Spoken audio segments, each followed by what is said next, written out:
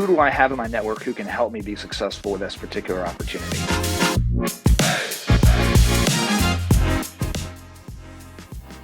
Hi, and welcome to the Swell. I'm your host, Maya Mahoney, and today I'm here with Chip McGraw, founder and CEO of McGraw. And today on this episode, we're going to be talking about how McGraw came to be and Chip's journey as an entrepreneur and more. So Chip, if you'll introduce yourself and kind of give us a timeline of how McGraw came to be. All right. Well, thank you, Maya. That was a very nice introduction. My name is Chip McGraw, founder and CEO of McGraw, formerly known as the Group International. We rebranded and decided to go with just McGraw about 2 years ago. But the company started back in 2009, actually. Initially started in marketing consulting. To take you back to the whole journey, I mean, we have to go back a number of years. I started basically my first company would have been in 2004. And that was a Coldwell Banker real estate franchise called Del Mar Realty in Nassau, Costa Rica. We started out as a real estate brokerage, focusing in resort properties and second home market for Americans, Europeans, Canadians, and others that look to be purchasing property or developing and building property in Costa Rica. And that's really where I started and really cut my teeth on marketing and sales initially. I've always been someone that was fairly entrepreneurial, not probably really thinking about it or realizing it at the time, just really chasing a dream of surfing and trying to figure out how to make my way in the world and utilize my background with my ability to speak Spanish and just having kind of a natural ability of understanding business and sales. Started out probably my first sales job when I was in the 8th grade, I think, selling newspaper subscriptions door to door here in Florida, and did a lot of different jobs growing up. I started working at an early age. I always liked to have my own money, wanted to be able to have nice things and not always have to ask my parents for money. And so I always was kind of hustling things at an early age, whether it was trading garbage pail kids or selling newspaper subscriptions, waiting tables, bartending, a lot of different things at an early age. And I always had a bit of knowledge about real estate development, financial markets. It really comes from, my family's background and just being around my dad. He was very good at kind of giving us a lot of insight about what he did and how things worked. And he was in finance and real estate as well. And, grandfather was in real estate development and various other businesses. So just kind of picking up and always being open to listening and learning and be inquisitive and trying to understand about the world around us. And then as, things kind of, as I went down my path and I was always an athlete, did a lot of, always, my dad always made sure that we were playing a sport at all times. That was a requirement. We had to be playing a sport. We had certain requirements about our grades, and we had to be doing some type of athletic endeavor at all times. There was not a break allowed actually from sports. And I think that I talk a lot about, mental toughness, extra effort, MTXE. It's kind of like a little mantra I live by. And I actually picked that up in middle school at basketball camp. And so playing all these sports growing up, I didn't really live at the beach. I started water sports at an early age, swimming, was on the swim team, did water skiing, things like that. I was a big skateboarder coming from Central Florida and didn't really live at the beach. My grandma lived at the beach, and so occasionally we would get to the beach to then always had this really idea that I wanted to be a surfer, that I wanted to surf, even though I didn't even live at the beach until later. Actually, when I got to high school in 9th grade is when I lived anywhere near to the beach. And really didn't start surfing till about that time. But the whole goal in life after that, once I became a surfer and wanted to surf, the whole goal was, how do I surf more, and what can I do in life to allow me to surf more or be in the places where there was more surf. And eventually that path led me, to getting a degree in Spanish and Latin American studies, really focusing on, how to speak Spanish well, and understanding, business, as well as the overall processes in Latin America, cultures, and just chose that as the place that I wanted to initially go out and try to start a business. And it was just chasing waves, and that was really about. But that focus, the focus on how do I surf more, and how do I get to enjoy the things that I really want to do, and how do I live a life that I want to live at a level that I'm happy with, which led me into entrepreneurship, led me into starting businesses, gave me the freedom that I wanted to be able to chase those dreams. But unlike probably a lot of people, my dreams were not to be a surfing and be feral. I didn't want to live in a tent. I wasn't looking to be living on nothing. I kind of had a certain lifestyle that I had envisioned for myself and my family, and so that really required a lot of hard work. And realized that probably the easiest way to get there was to start my own business. But the story is really very long, and there's a lot of evolution that happened over the years. And there were times when I worked for other companies, and times when I worked for myself. Grew some companies, sold them. In certain times when I worked for myself, and other times worked for other companies, which I picked up a lot of knowledge, working for other companies along the way. But essentially, the desire to be an entrepreneur started out as, how do I surf more, and how do I live a lifestyle that I want to live? So that's basically where the drive initially came from. Also gotten married fairly young at 24 years old, having a child very young. My first child we had when I was 24.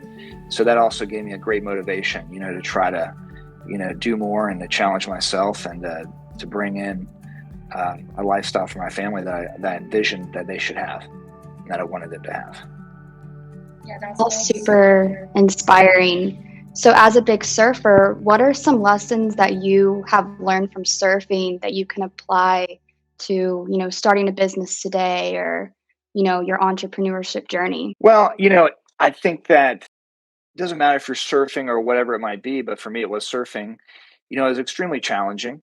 It's something that, back when I started surfing, it's not like today where now there's all these people that teach you how to surf. There's surf schools, there's foam top surfboards, everybody, it's maybe a little bit easier to go out and figure out how to do it. When I was growing up and wanting to surf, it was kind of, taboo, to kind of against, the establishment of surfing to, get lessons or try to do that. You just pretty much took a surfboard and you went out and you got your beat up a lot trying to figure it out, try to watch other people, try to learn, try not to be a kook, and figure it out. So, it was a determination of something I really wanted to do and I really wanted to excel and be good at. And I didn't want to be a kook. I wanted to be really good at surfing. Just like when I do anything in my life, when I put my mind to it, I really want to be good at it. I'm pretty competitive. I have a competitive drive from being an athlete, and I don't like to lose. I don't like to do something that I don't do well. And so, but I'm not going to be a person that gives up. So I really want to, like surfing, like business, you have to have that mental toughness, and you have to continue to give extra effort and be good at something. And sometimes you're going to fail. And in that process that you learn through the failures, just like in business. In surfing, I had to fail a lot to be able to get to where I could ride down the wave, do a turn.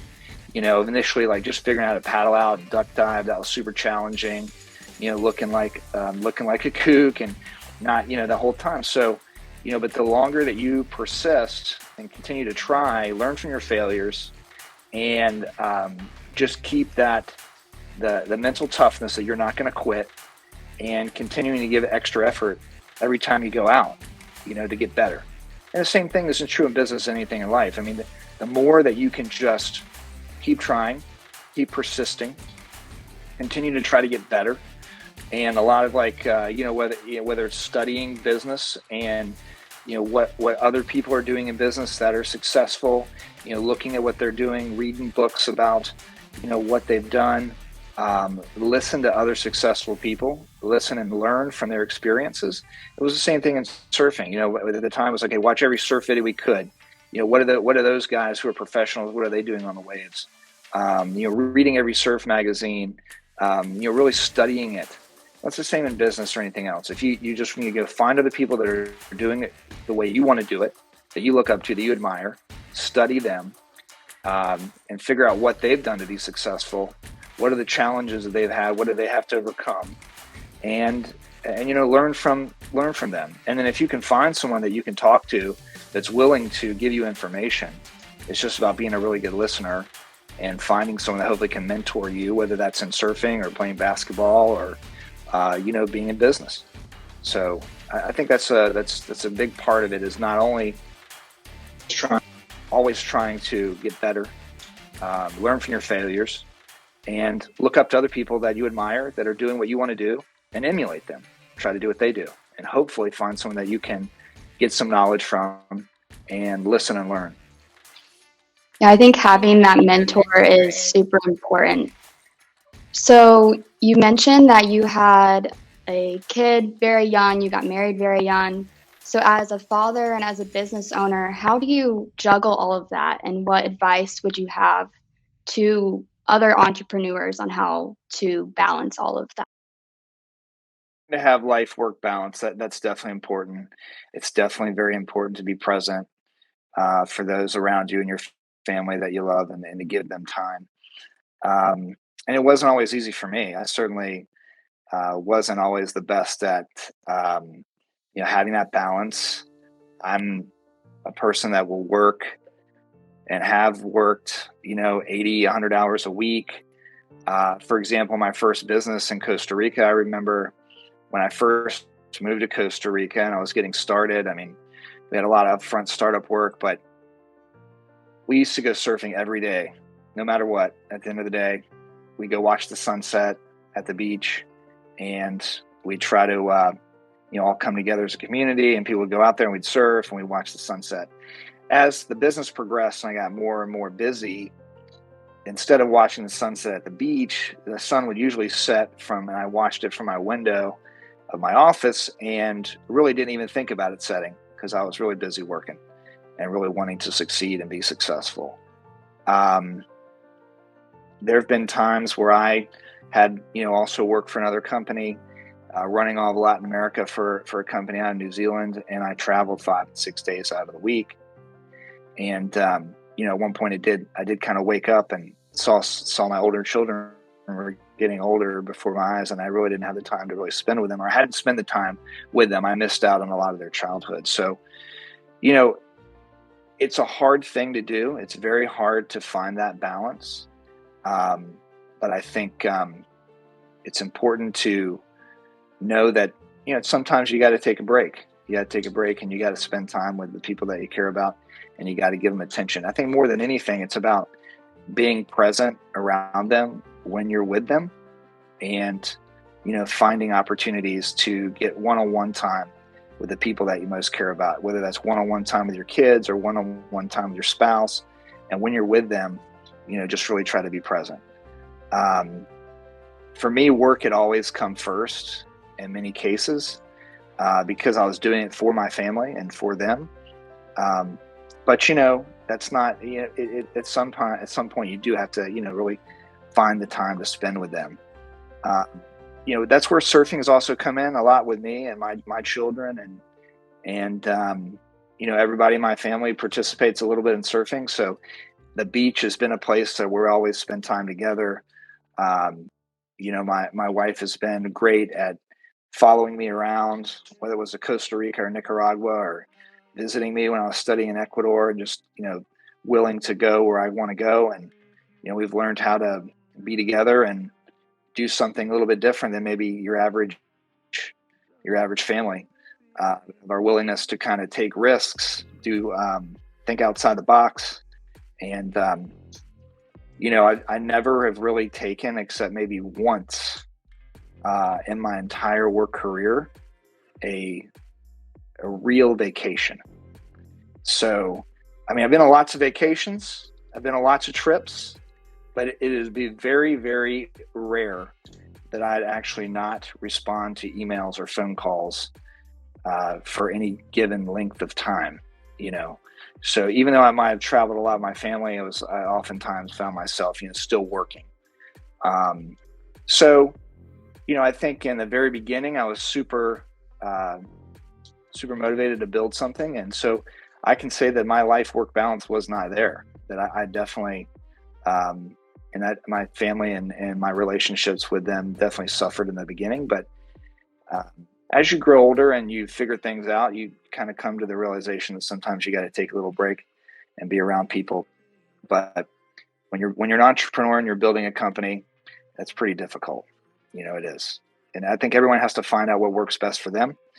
But as I've grown older, as the business has matured, I've learned how to delegate and to bring in people to help the business. It's definitely giving me more opportunity to spend with my family. But I think it's important to find things that you like to do with your family. And the people that you care about. For us, we're doers. We like to be out there. We're very active. So, it's taking time to be outside and doing things together that we enjoy. And speaking of business relationships kind of shifting now, how do you cherish and develop business relationships? I'm sure, speaking Spanish has been an advantage to you within your businesses, but if you can touch on that a little bit. I think, building relationships and networking is everything. And I will say that a lot of my success early on and ongoing has been my ability to build relationships with people and then maintain those relationships. A lot of it has to do with just making friends. I've always been a person that was really outgoing and pretty easy to make friends with people, remembering just to reach out. Even if it has nothing to do with making money or selling something or a business deal, it's just staying in contact with those people in your network, making sure you reach out to them just to say hello, be a friend, and really focus on just building those lasting relationships with people. And typically, business will come eventually, through your network, and you do not have to force it. You don't have to go after and constantly be trying to beat people up about selling. It's just about making networks. And it's about when that moment is right and there's an opportunity in front of you. And if you can connect the dots between that opportunity and the people in your network to put together deals, that's where I found the most success, is just building a big network and then always being open to potential opportunities. And when opportunities come my way, it's like, who do I have in my network who can help me be successful with this particular opportunity? That's always been important. But to be able to do that, you have to constantly maintain a network, and you have to build a network and continue to just go out there and make a lot of friends. Surround yourself by people that are doing things like that you're doing, care about the things that you care about, have resources that you can share your resources with, and they can share their resources with you. But definitely, speaking Spanish was a great opportunity for me to build a network in Latin America. Walking into a room as a blue-eyed, blonde-haired surfer guy, and to be able to start speaking Spanish, whether it was in a very just regular setting or in a business environment, in front of C-level executives, or just making friends at the beach. You never know who you come in contact with. Somebody that you just might meet randomly can end up being a great contact down the road.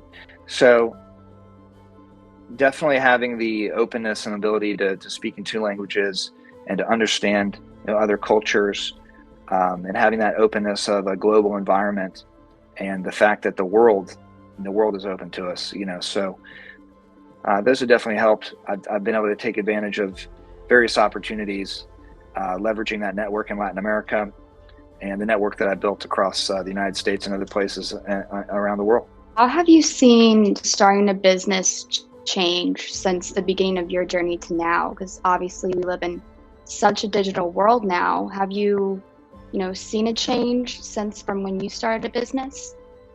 Oh, absolutely. I can tell you the first business I had, which was a real estate company in Costa Rica, for us to do marketing then, we didn't have a high-speed internet connection. In fact, we had to use a web ramp to like put together two dial-up connections to try to get a 256K connection. There weren't email blast platforms. We were using spreadsheets and putting together lists of contacts and then doing email blasts by blind carbon copying the whole database. Picking up the phone and calling people. No social media, that didn't exist. It was really just about making contacts, and in most cases, it was about picking up the phone and calling someone and talk to them, or meet with them and make a relationship. So, the relationships were deeper. They were, different. It was certainly a lot more difficult to get your message out in, a mainstream way. Whereas today, with digital media, social media, all of the different things that we have available to us for digital marketing, getting your message out quickly and in a very large, fashion to a huge audience is, can be a lot easier in some way, shape, or form. But in general, business is the same. You come in with a product or service. You identify who the audience is for that product or service. You go out to try to contact the people in that audience that hopefully have interest in your product or service. You try to deliver a message, that you've a well thought out message about, how you're going to convert these prospects into a sale, and build relationships, and do it that way. I think, also building a network of people that you can use for referrals. That's always been the bulk of our business, and it continues to work today. I think that there are various ways that the digital marketing and today's world of social media has made a lot more competition for many different businesses and different types of businesses. So you have to even be more on your game today than ever before, because although it's seemingly easy to get started into something, whether it's drop shipping or flipping shoes or whatever the new fad is, but there's a ton of competition. The easier it is to get into a particular thing, the more likely there is to be a whole bunch of competition. So, we have been very successful at finding niches in businesses where we always want to have a competitive edge, a competitive advantage, essentially. If we're going to start something, do something, we want to make sure that we do have a competitive advantage, and that there are certain barriers of entry into the business that makes it harder to create competition. But I can say that with the technology today that we have, CRMs like HubSpot, automation that exist, and like the HubSpot platform, and other applications that are out there that help to automate, sales and marketing processes. It's far easier today than it used to be. It's different, but I think in many cases, the ability to ramp up quickly, to get your message out there, to be cutting edge, is definitely easier in many aspects. But there again, competition, it's created a lot more easily. So that just creates another set of issues that you have to deal with. Well, I think that that's all the questions we have today. Thank you for joining us, Chip, and thank you to all of our listeners for tuning into the Swell. We hope to see you in the next episode.